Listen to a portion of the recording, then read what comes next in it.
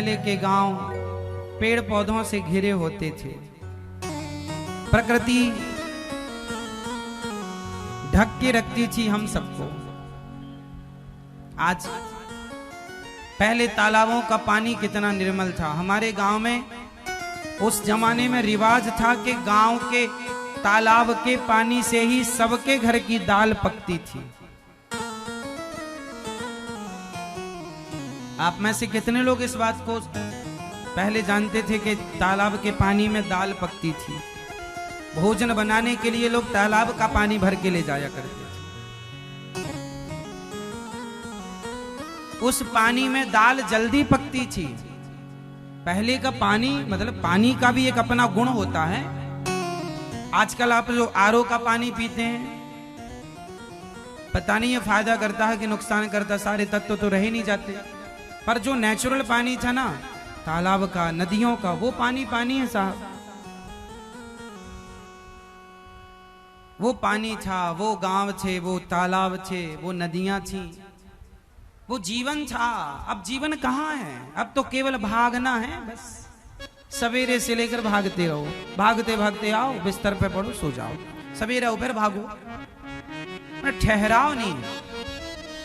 अब जीवन में ठहराव खत्म हो गया, इसलिए अशांति है, क्योंकि ठहराव नहीं है।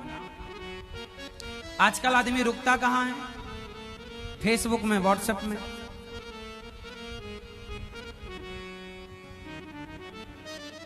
इतना नुकसान होने वाला है।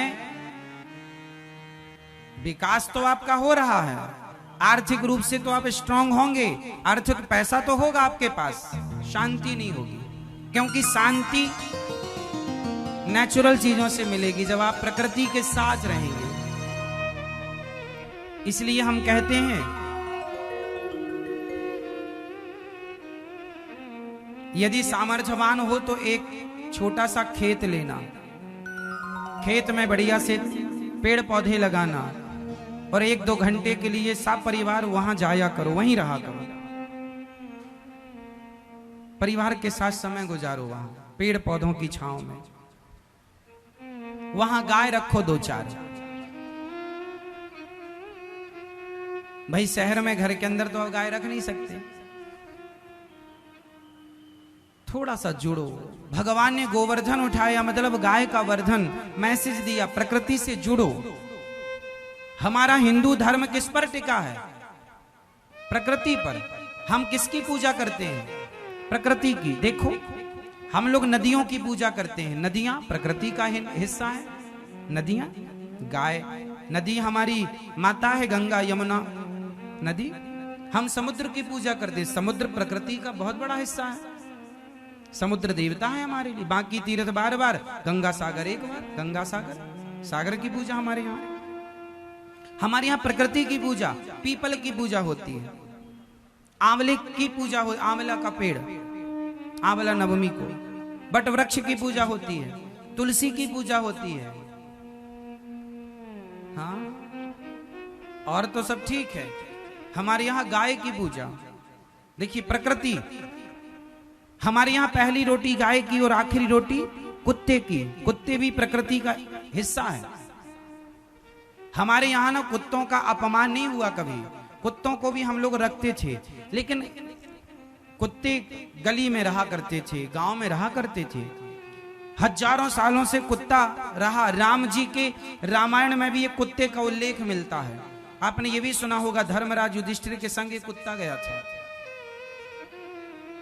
मतलब ये कुत्ते जो हैं, ये प्रकृति का हिस्सा रहा है। इंसानों के संग ये रहे हैं पहले से, लेकिन ऐसे नहीं रहे कि तुम्हारे बिस्तर पर सोएं, तुम्हारी रसोई में रहें और तुम्हारा मुंह चाटें ना, ऐसे नहीं। एक मर्यादा में रहे हैं। जैसे मां बेटे की मर्यादा है, उसी तरह गाय यदि आपका मुंह चाटे तो ठीक है। गाय यदि आपका मुंह चाटे तो ठीक है, पर कुत्ता आपका मुंह चाटे तो ठीक नहीं है। कुत्ते के पास कैसे रहना? भाई कुत्ता गली में, पहले के लोग ना कुत्ते को रखते थे, अच्छा बताओ, कुत्तों की क्या भूमिका थी पहले, आज के 100-200 साल पहले कुत्तों का क्या योगदान था? जरा मुझे प्रकृति से आपको कनेक्ट करना है। आज मैं कुत्तों का बहुत बड़ा योगदान, आप कुत्ते तो पालते हैं, लेकिन कुत्तों का योगदान हमारे बाप दादों के जीवन में, हमारे देश में क्या योगदान रहा, पता है आपको? पता है? नहीं, आपको पता है कुत्तों की क्या भूमिका थी आज के 100-200 साल पहले? बोलो, सुनो। पहले के गांव जंगल के पास होते थे, पहले जंगल ही था, जंगल में कुछ हिस्से में गांव होते थे, तो लोग कुत्ते घर गांव में रखते थे। यदि जंगल से शेर, भालू या जंगली कोई भी जानवर गांव में घुसता था तो कुत्ते भौंकना चालू करते थे। उनके भौंकने से गांव के घर के लोग अलर्ट हो जाते थे। बोलो हाँ, सिक्योरिटी का काम कुत्ते करते थे उस जमाने से लेकर आज तक।